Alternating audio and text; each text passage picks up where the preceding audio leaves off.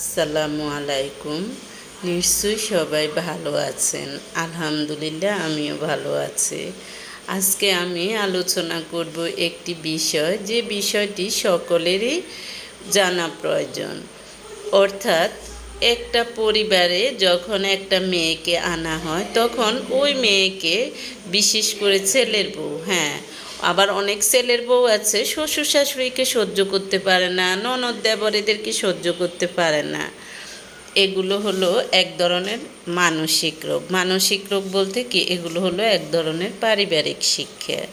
হ্যাঁ, যদি তাদের দোষে তাদেরকে সহ্য না হয়, সেটা কথাবার্তার ভিতরে দিয়ে সেটা সলভ করা উচিত। কিন্তু দূরে দূরে থেকে বিভিন্ন ধরনের অপবাদ দিয়ে, বিভিন্ন ধরনের মিথ্যা কথা বলে আরও দূরে সরে যাওয়ার থেকে, সবসময় যে কোনো বিষয় যদি কারো সমস্যা হয়, হ্যাঁ তোমার এই বিষয়টা আমার ভালো লাগে নাই, হ্যাঁ এটা সলভ করার চেষ্টা করবেন। দুই পক্ষই হতে পারে বউয়ের পক্ষ থেকে, হতে পারে শ্বশুরবাড়ির পক্ষ থেকে, হতে পারে হাজব্যান্ডের পক্ষ থেকে, যাদের সাথেই হয় সলভ করে সমাধানে আসা ভালো।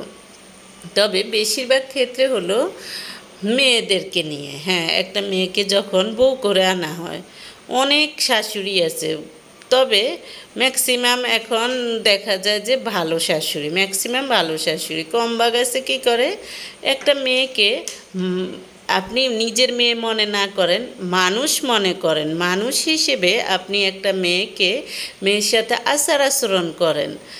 আপনি কি ভাবছেন আপনি শাশুড়ি, আপনি শ্বশুরবাড়ির লোকজন, আপনি হাজব্যান্ড, আপনি তাই যে সে আচরণ করে আপনি পার পাবেন? পাবেন না, কখনোই না। সৃষ্টিকর্তা এদিন না হয় ওই দিন, দুদিন আগে বা পরে শাস্তি দিবেই।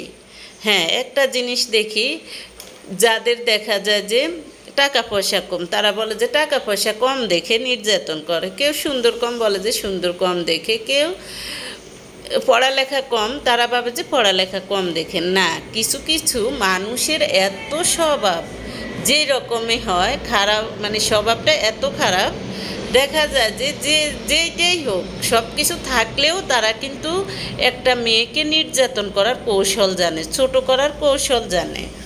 এগুলো ভালো না। এগুলো এগুলো আপনার ইহকাল এবং পরকালকে ধ্বংস করে।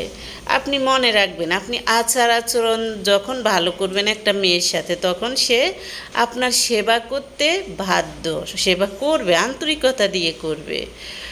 কারণ বাবা মায়ের সাথে ভালো ব্যবহার করা, বাবা মায়ের সাথে বাবা